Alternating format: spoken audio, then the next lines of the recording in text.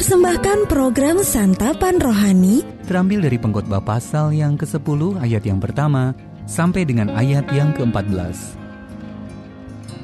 Pengkhotbah pasal yang ke-10 ayat yang pertama sampai dengan ayat yang ke-14. Akibat-akibat kebodohan. Lalat yang mati menyebabkan urapan dari pembuat urapan berbau busuk. Demikian juga sedikit kebodohan lebih berpengaruh daripada hikmat dan kehormatan. Hati orang berhikmat menuju ke kanan, tetapi hati orang bodoh ke kiri. Juga kalau ia berjalan di lorong, orang bodoh itu tumpul pikirannya, dan ia berkata kepada setiap orang, "Orang itu bodoh." Jika amarah penguasa menimpa engkau, janganlah meninggalkan tempatmu, karena kesabaran mencegah kesalahan-kesalahan besar.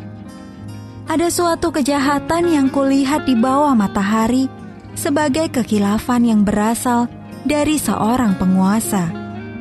Pada banyak tempat yang tinggi didudukkan orang bodoh, sedangkan tempat yang rendah diduduki orang kaya. Aku melihat budak-budak menunggang kuda dan pembesar-pembesar berjalan kaki seperti budak-budak. Barang siapa menggali lobang akan jatuh ke dalamnya, dan barang siapa mendobrak tembok akan dipagut ular. Barang siapa memecahkan batu akan dilukainya. Barang siapa membelah kayu akan dibahayakannya. Jika besi menjadi tumpul dan tidak diasah, maka orang harus memperbesar tenaga. Tetapi yang terpenting untuk berhasil adalah hikmat. Jika ular memagut sebelum mantra diucapkan, maka tukang mantra tidak akan berhasil. Perkataan mulut orang berhikmat menarik, tetapi bibir orang bodoh menelan orang itu sendiri. Awal perkataan yang keluar dari mulutnya adalah kebodohan, dan akhir bicaranya adalah kebebalan yang mencelakakan.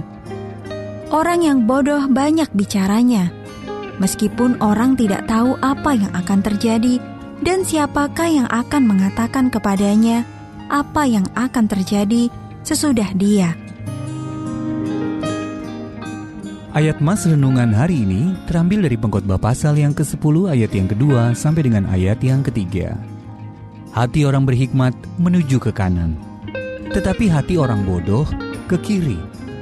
Juga kalau ia berjalan di lorong orang bodoh itu, tumpul pikirannya. Judul renungan kali ini, Belajar dari Kebodohan, ditulis oleh Con Campbell. Seorang laki-laki masuk ke sebuah minimarket di Wollongong, Australia. Menaruh selembar uang $20 di meja kasir dan minta ditukar dengan uang kecil. Ketika kasir membuka laci, laki-laki itu mengeluarkan pistol dan meminta semua uang di dalam laci diserahkan kepadanya. Kasir pun buru-buru memenuhi permintaannya. Laki-laki itu merenggut sejumlah uang dari kasir itu dan kabur, sambil meninggalkan uang $20 di meja.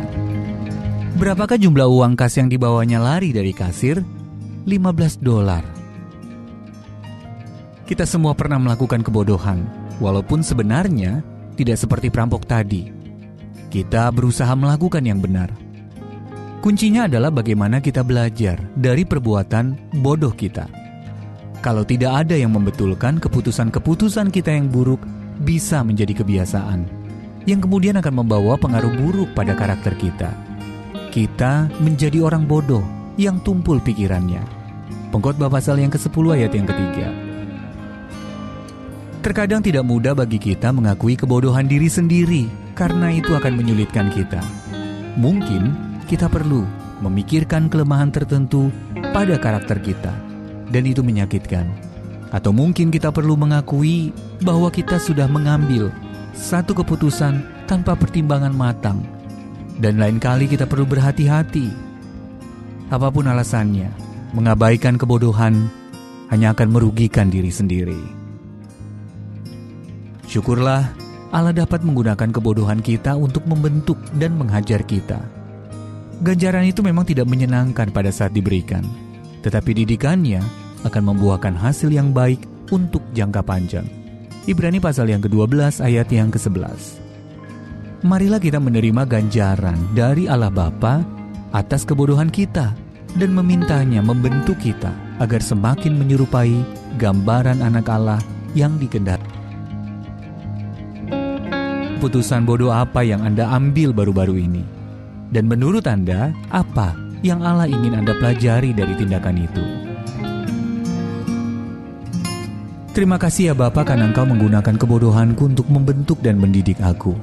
Kiranya aku rela menerima hajaran-Mu dengan mengizinkan-Mu berkarya dalam diriku.